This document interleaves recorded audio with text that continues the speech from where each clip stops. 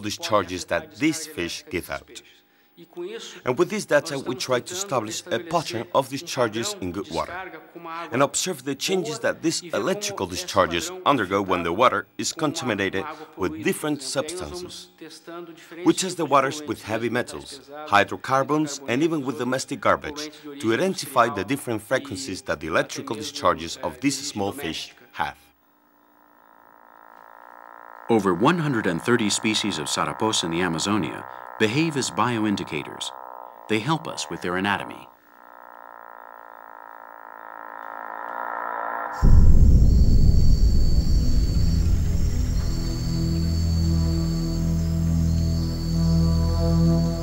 We continue our journey and are in the northeastern part of the Amazonia, in Brazil, but only 300 kilometers from the Venezuelan border. We trample the foothills of this flowery mountainside, the Cerro do Padre, with our boots and the tripods of our camera, waiting for night to come, and with it, its inhabitants.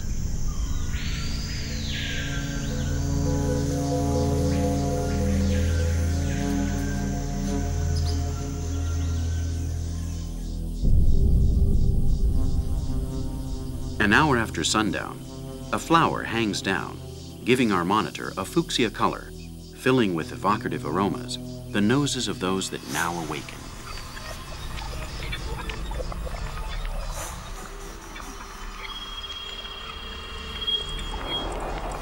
Yes, they're bats, and they're licking their lips.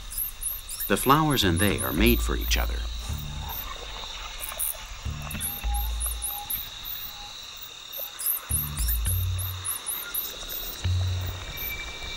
If the flower seems strange to us, the behavior of these tropical bats is ever more so. Their noses tell them that the pistils are full of nectar, so it will be better not to dally, just in case somebody else gets there first.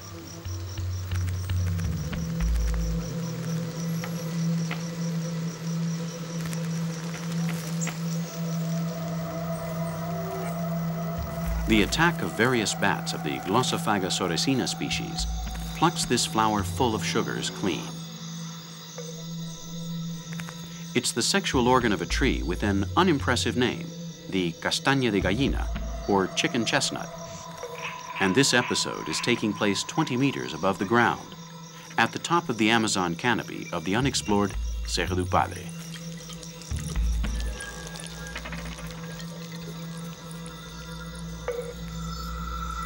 These small tightrope elves feed off nectar, that is to say, a most peculiar group of bats that feed exclusively off particular flowers. As is the case of many butterflies, their existence depends solely on a particular plant species. If the castaña de gallina disappears, so will this tribe of sweet-toothed mammals. A perfect symbiosis in which a number of nature lovers have taken an interest over the past few years.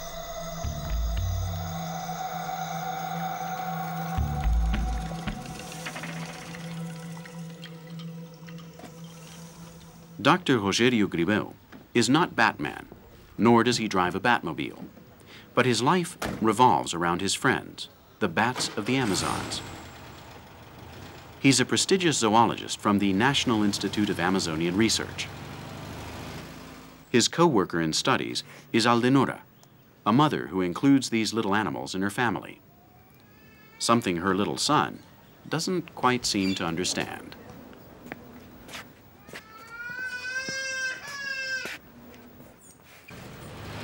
Together, they prepare to steal a few secrets from the night in their attempt to defend, from a position of scientific understanding, a zoological group that is totally unknown and yet fundamental to the Amazon ecosystem.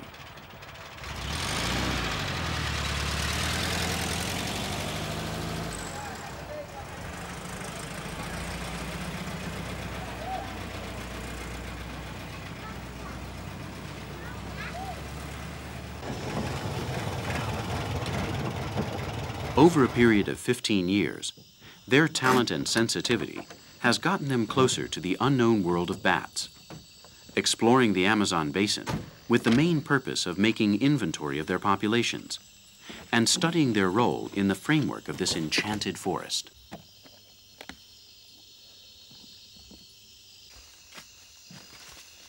They know where to look for them in spite of being invisible, and where to extend the nets for a temporary capture. Rogerio and Aldenora are a luxurious scientific couple for this luxurious place.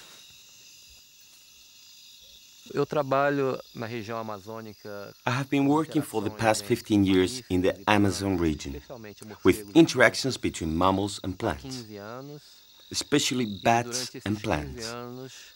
And during this time I have worked closely with my assistant in field and laboratory work. Aldemora is a self-taught woman with a special knack for natural history, for understanding the ways not only of animals, but of flowers and fruits also, and especially of the relationships between the one and the other. It is a great satisfaction for me to have been able to work with her for so many years. She's a person that I trust, and we sometimes comment on the interesting interaction that exists between the animals and plants, and how it also exists between us. I mean, on a personal and a professional level as well.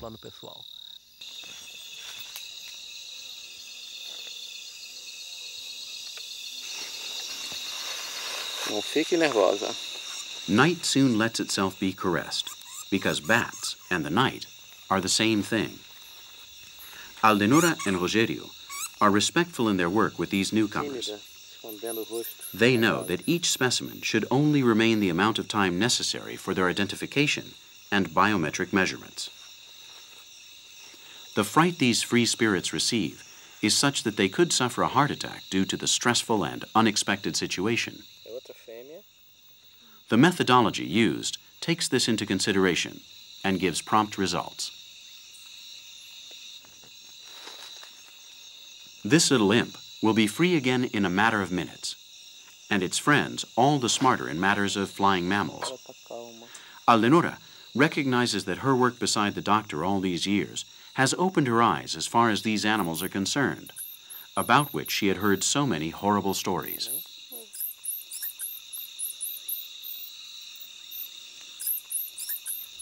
I didn't know this animal existed when I was a child.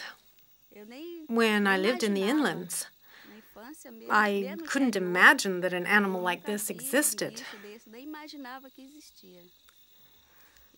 I discovered the bats when I began to work with Rogerio.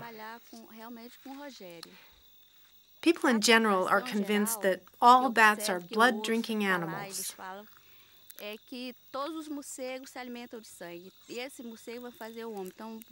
When people see a bat close by, they generally want to kill it and run inside the house, closing the doors immediately, because they think the bat is going to suck their blood. That's not true. I would think that way myself if I didn't know this animal, but I do know it, and I know that it won't attack anyone. It feeds on fruit, on insects, and that's why it's good for the house. Believe me, it won't bite anyone.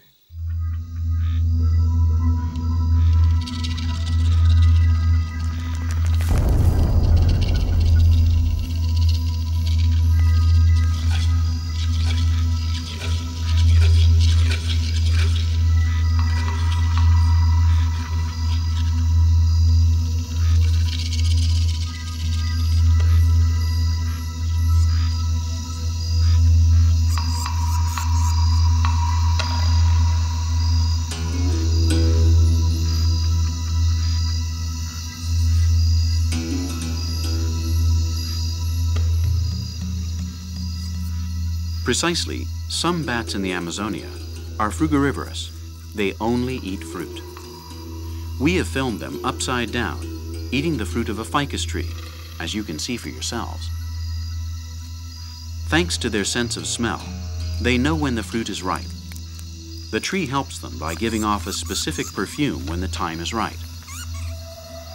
The woodland needs them because, in exchange for a delicious meal, These animals will let the open seeds fall to the ground or digest it in its excrements. You feed